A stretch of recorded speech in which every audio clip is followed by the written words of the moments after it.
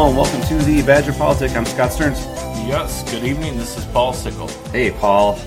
So, another week has gone by. Last time we spoke, the big news was the legislature here in the state of Wisconsin was actively considering a number of proposals under this extraordinary lame duck session, right, as it's being called. To extend the Walker agenda as far into the next 4 years as possible. Yeah, so we went into the proposals last week as they were being debated. Since that time, they did pass a number of them. They held the session. They did. They passed the bills under completely party line votes. Yep. And they have weakened incoming Governor Tony Evers, and incoming, very much so we think, incoming Attorney General Josh Quall. Yeah. Both Democrats who both upset their Republican incumbents this year about a month ago. Yeah, so I mean, to summarize, most of the things that were under consideration did pass. As we mentioned last week, the proposal to reschedule the 2020 Supreme Court election, that did not even come up for a vote. It did not have the votes to pass the Senate, is what the understanding is. So that one failed. Well, that one had the obvious cost added to it. They got such a bad reception from the county clerks. When you got 60 of 72 county clerks saying no. Yeah, that's a bad way to start. And this is one of the Republican talking points, but they do tend to win even when they lose the statewide vote. Like in this last election, they tend to win about 50 of the 72 counties. Yeah. They tend to win the 50 smallest counties for the most part, but they tend to win the majority of counties. The largest counties tend to vote Democratic. Yes. And other larger counties. When 60 clerks come out against this thing, it's kind of a big deal. There's a lot of Republican voting counties, even that if are they're not only happy nominally, with this. Right, Republican voting. So that one went down in flames before even coming up for a vote last week. Yeah. The other one that did not pass as well was around the pre-existing condition protection. Which is one of the big reasons they said they wanted to have this whole session in the first place. The more noble reason, if you will. The two big things that were supposed to be on the agenda that they wanted to get done this year, supposedly, were, passing pre-existing condition protections and a bailout for Kimberly Clark. So let's be... And neither one of those... The Kimberly Clark one didn't even get a vote, and the other one failed. Let's call it a fake pre-existing conditions bill, though. I mean, let's be honest. They didn't actually want to pass real pre-existing conditions. They wanted to say that they did. Right. They wanted to copy, supposedly, the language from the Affordable Care Act, the Obamacare Act, which they despise. But then they realized that was the gold standard, so they were going to copy that language. But they were still going to allow lifetime limits and even maybe annual limits on care. In other words, if you have a really serious health problem, which is one of the biggest reasons you buy insurance in the first place, a catastrophic problem, so to speak, you're going to be shit out of luck. Yeah, you're going to be in a bad spot. Right. If you need a kidney transplant, and it's going to cost $500,000. The insurance company's been like, hey, you're only qualified to 100, so I guess we'll go to the next person on the list and see if they got more money. Or get yourself a GoFundMe account and a good social media presence. $400G, but in the meantime, we got a lot of other people looking for a kidney. Yeah. And they were actually going to codify the lifetime limits and all that were acceptable. Yeah, so it's not good. The whole thing about the Affordable Care Act, the reason... people always say, there's the acceptable parts, the publicly popular parts, the less popular parts. Honestly, when you look at it, it's all popular. And I think they probably started getting that after Trump Care proposals started to threaten it. But it's all popular. Nobody wants their lifetime limits on their care. Like if they get sick or they're... my family, I had a sick child, and she's already hitting her limit before she turns a year old. Really? Well, the thing is that people have now had a few years to enjoy the protections that this legislation has provided. And nobody wants to go back to the time when we didn't have proper protections. Right. And these symbolic protections are not going to cut the mustard. And that's all they are. I mean, really, if you do the pre-existing conditions thing, but you don't have the lifetime limits or the annual limits, it's basically like saying... Insurance companies should offer good insurance to people regardless of their health conditions. But it's not actually enforcing it at all. Yeah. So that one failed. And so that that's a good thing. Right. And the Democrats voted against it in the Senate, and then they didn't have enough Republican votes to make it happen. There's an attempt to blame it on Democrats that we can't have pre-existing condition coverage. Okay. But the Democrats, they will be attacked on this. And the Democratic defense is stop suing to overturn the Affordable Care Act. I think that's a little esoteric after the fact. I mean, maybe. I think the better answer is this was a poison pill bill. Yeah, it was. We have a good law that we don't want to change. How about we leave it alone? Which goes back to stop suing. Yeah. Right. So that goes into the other stuff that they're trying to do that they actually did pass. So we have a number of things around the governor's powers, the attorney general's powers. There will be restrictions on rulemaking powers for Tony Evers when he comes into office. So this is if Walker signs these bills into law. Yes. So assuming these things go forward, Tony Evers will have his hands tied around rulemaking. So to summarize kind of how the sausage is made and how the sausage becomes, it goes into effect, the legislature passes the bill, the governor signs it, and then it's up to the executive branch to do implementation of said bill. And that requires making rules. Just like at work, new procedures go into effect based on agreements that have been made by different parties. It's the same process, at the government level. You come to an agreement on here's a proposal. We're gonna do this thing, this idea that everybody likes, and then we have to develop procedures and rules around how to make it work. Right. Now the legislature has a lot of power to do that. And now they're dialing that back. So in the process of implementing legislation, legislature will essentially have veto power over how the governor is implementing laws, which to me flies in the face of the separation of powers. I think there's maybe a good chance that some of that could be struck down by the courts. Right. Remains to be seen. Because the governor is the executive branch. Exactly. They are supposed to preside, if you will, like a president does, preside over the laws that are on the books. Exactly. The executive literally enforces the law. Right.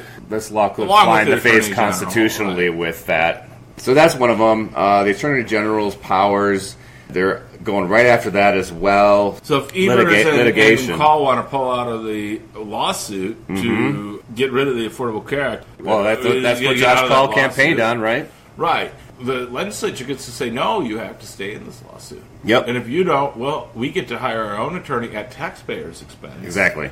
Even though only 45% of the taxpayers voted for us in the legislature.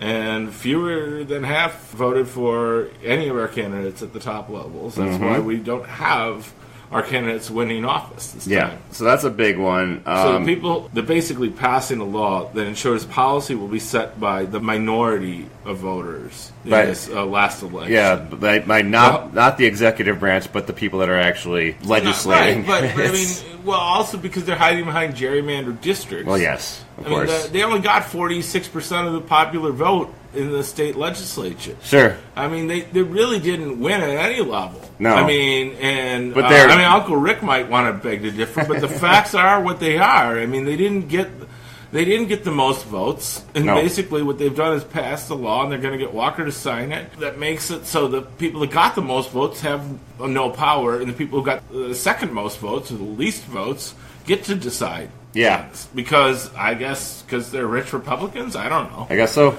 That's what they're doing.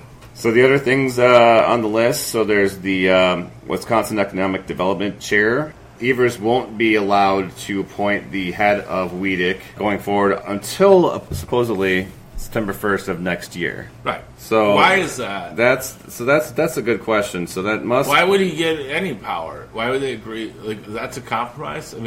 Well, there must. What's so significant about September 1st? It's a question. They obviously plan on having something in place prior to then. To have the guy they want and to get Foxconn stuff taken care of. My guess is that they think in the budget, so the state budget, which must be completed by the beginning of July.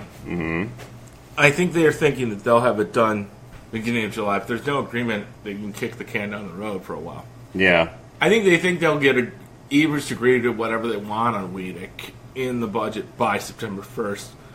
and they'll be able to maybe give something to Evers that he wants, that we want, the people that voted for Evers. So maybe something on some flexibility on Medicaid, which probably, honestly, if that's in 6 months, we're talking about some sort of deal around that with the state budget.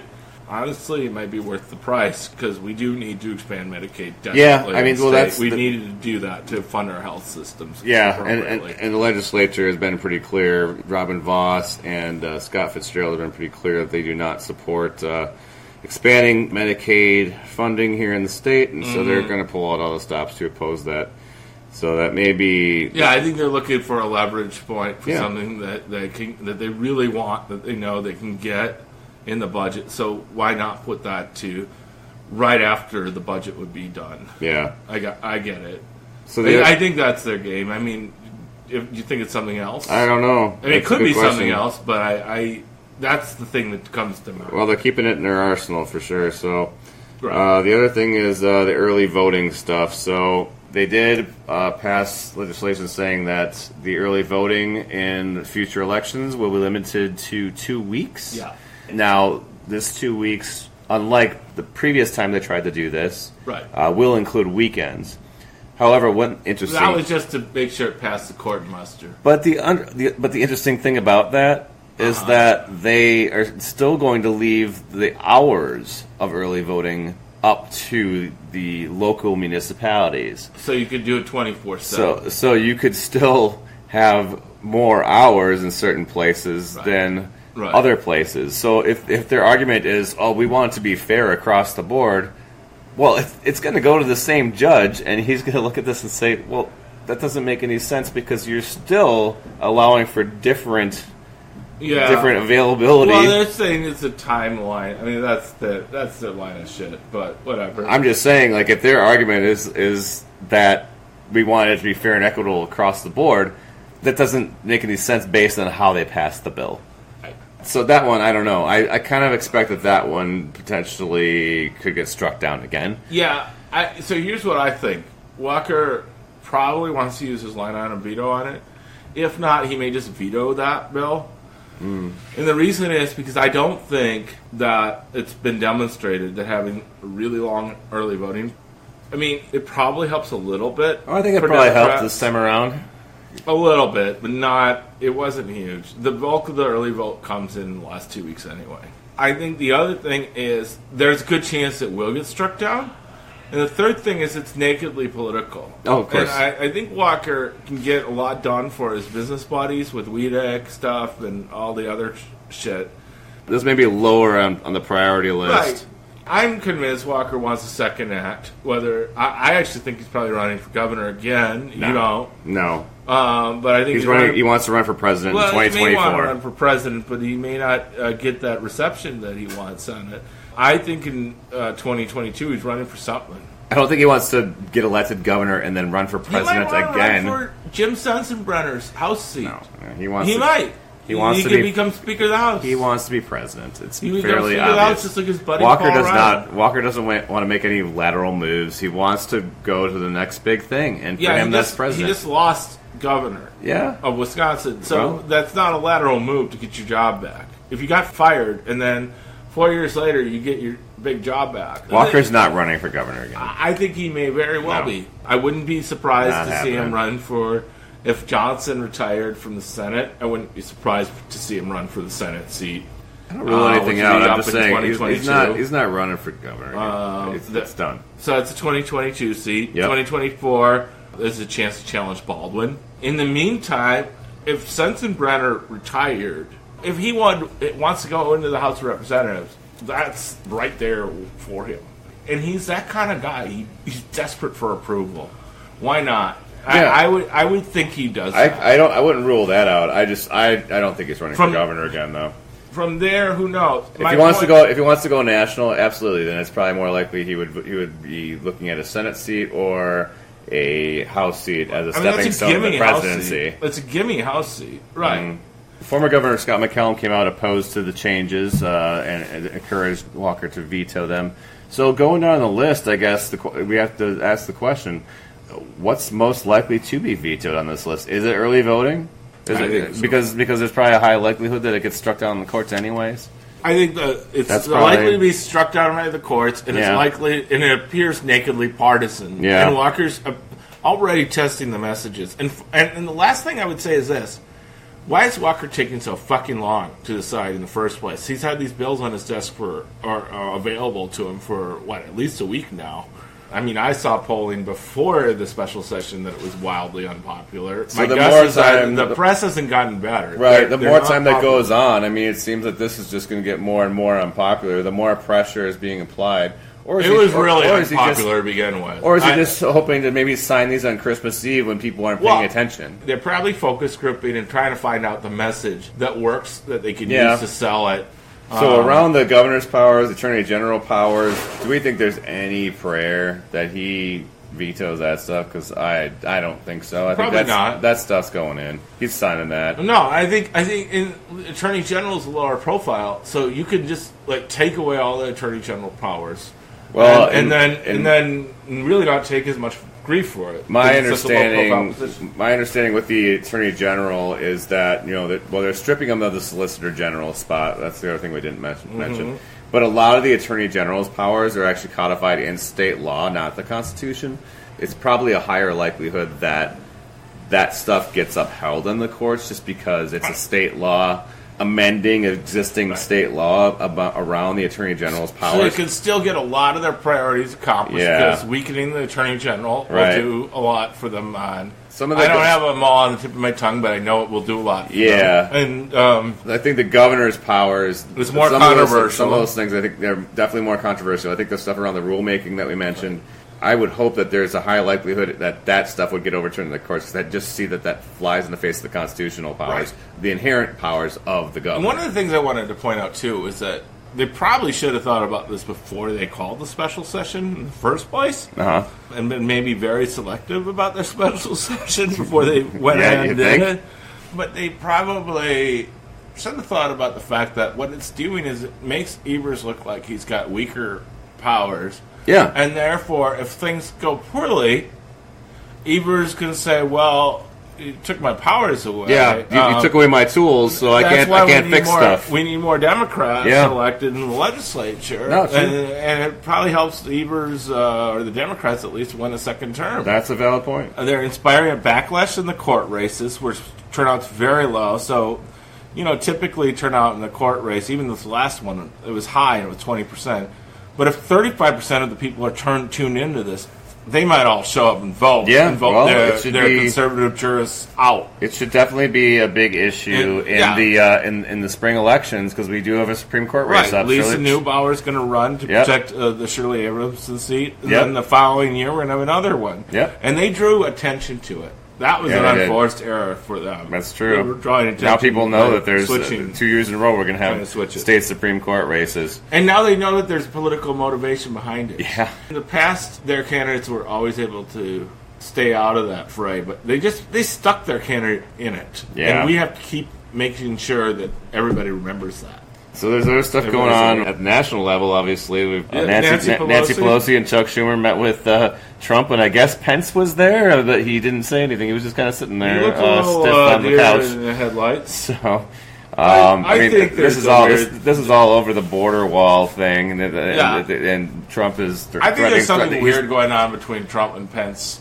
Well, that's been recorded. Right now, we don't really know whether or not Pence is implicated in the Mueller investigation. We don't know any of that. Yeah, I don't know if he will be. I think he's. There's speculation that a lot of stuff that was redacted recently put out. Really? Yeah, that may have implicated. I'm looking at the Conways, the Conway family split. Yeah, so George Conway, right? George Conway, not Greg Conway, but George Conway going out and criticizing Trump, but he's a movement conservative. Yeah, and you've got Kellyanne. She comes from the Cruz campaign. She's a movement conservative. I almost wonder if there's a weird thing going on where the Conways are trying to get Trump thrown under the bus so they can get their buddy Pence in. I really do. I don't know. Just keep an eye on the Conways because there's a little it's like watching the motion in the backfield, try to predict whether it's going to be a run play or a pass play. There might be a little something. There could be going on there that's not quite as obvious as what we all think it is. Yeah. So as we move into the holiday season here, we're in the thick of it, but there's obviously a lot going on with both state and national politics. So lots to keep an eye on. We'll try a year in review either next week or the week after. Yeah, I think we will have probably at least one more episode yet this year before. Uncle Rick said he really wants to show up. Yeah, I think he was trying to come down tonight. It was just not. They still haven't fixed the Scott holes, and he keeps fucking up his car on the way over here. Yeah, so I think next week we could. I think we could do like a little year in review, kind of look back and take some stock of where we've come from, and kind of wrap up the year that way. Yeah, I think so. And then we'll maybe have some news. Maybe Walker will have read these bills and figured out what he wants to cross out by then. I don't know. Like I said, I predict he gets rid of the voting stuff, just like they got rid of that special election because they realized that they were touching the third rail. Yeah. So there you go. All right. We'll talk to you next time, folks. Forward.